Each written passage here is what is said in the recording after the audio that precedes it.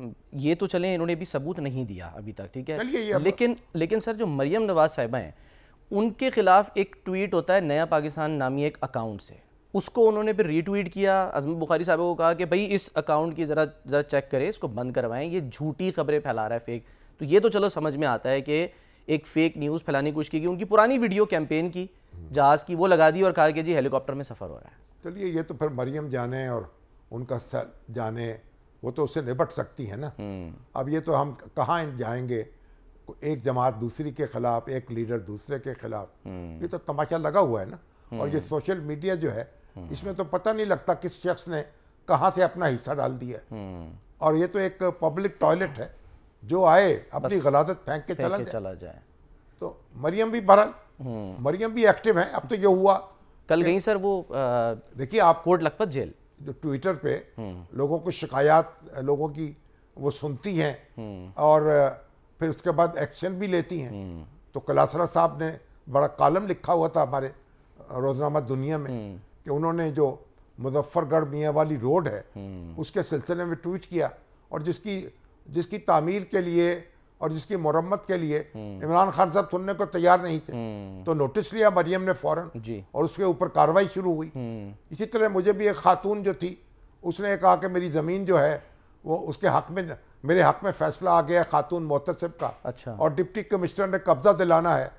आप मैंने कहा बीबी इसको डाल देते हैं ट्विटर पे। हाँ। मैंने भी ट्विटर पे डाल दी उनकी दरखास्त। सही। अब उन्होंने कहा आप देखते हैं क्या कार्रवाई होती है। तो अच्छी बात है अगर सोशल मीडिया का ये भी तो इस्तेमाल है ना। सर मलिका बुखारी साहिबा ने शेयर किया कि उनकी बहन अलील हैं, वो अयादत के लिए बाहर जाना चाहती हैं। उनको देखें, मरियम साहिबा ने फौरन मदाखलत की और इजाज़त मिल गई, नो फ्लाई लिस्ट से नाम निकाल दिया। अगर बिला तमीज़ लोगों की खिदमत करें, लोगों की मुश्किलात कम करें, इंसानी बुनियादों पर, इंसानी बुनियादों पर, पीटीआई के हैं नहीं हैं, सबके दिल पे हाथ रखें, इसके असरात मुरतब होंगे। और मरियम जो, और देखिए मैंने पहली दफ़ा ऐसा देखा कि कोई वज़ीर आला या कोई वज़ीर आज़म कोई भी लीडर है कि जेलों में तो जाते हैं ना, जब वापस आ जाते हैं तो फिर जेल में नहीं जाते, दौरा नहीं करते। अच्छा। जेल की जो सूरत हाल उसको बेहतर बनाने के लिए इक़दाम नहीं करते। तो मरियम जो है वो जेलों में पहुंची हैं दोबारा, उनके साथ अफ्तारी की है,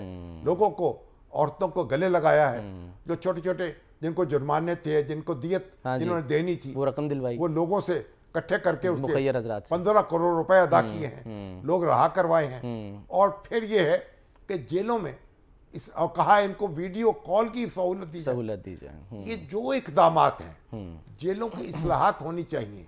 जो लोग जेल में रह रहे हैं ना, वो भी इंसान है ना, बिल्कुल, उनको सजा दी गई है ताकि वो अपनी इस्लाह कर लें, अपने बारे में गौर करें, रीथिंकिंग करें, अपने गिरेबान में झांकें, अपनी तौबा करें अपनी गलतियों से। अब वहां भी तो इंसानों का माहौल होना चाहिए ना। तो मरियम को चाहिए कि जेलों में भी इस्लाहात लेके आए और तरमीम करें कवायद में और जवाबत में। अभी आप देखिए जब कुलसूम बीबी जो बिस्तर मर्ग पे थी, उनके साथ बात नहीं हो सकी नवाज शरीफ साहब की, वो जेल में थे, मरियम जेल में थी।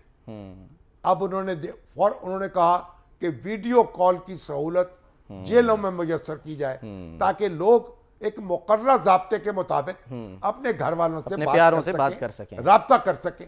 बहुत अच्छी बात है। और इसका फायदा सर उनके मुखालिफिन हो, कोई भी, सबको ही होना चाहिए।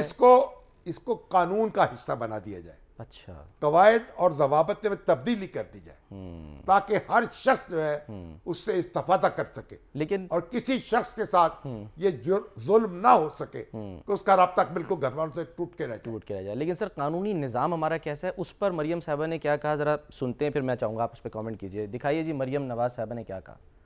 कानून के निज़ाम में सर उन्होंने कहा कि कमज़ोरियाँ हैं। वहाँ भी देखिए उस पर भी हमें गौर करना चाहिए, इस्लाहात करनी चाहिए, जल्द से जल्द मुकदमात के फैसले होने चाहिए, वो अपनी जगह अहम है। लेकिन जेलों का माहौल बेहतर होना चाहिए। अब जेल के कैदियों को अपने टेलीफोन करने की, वीडियो कॉल करने की सहूलत मिलनी चाहिए। और आइंदा कोई मरियम जो है वो ऐसा ना हो सके कि वो अपनी माँ से बात करना चाहे, बीमार माँ से, और जेल में हो और बात ना हो सके। तो बहुत अच्छा इक़दाम किया है, जितनी शाबाश दी जाए वो कम है। मुझे बड़ी खुशी हुई है, यही काम करने के हैं।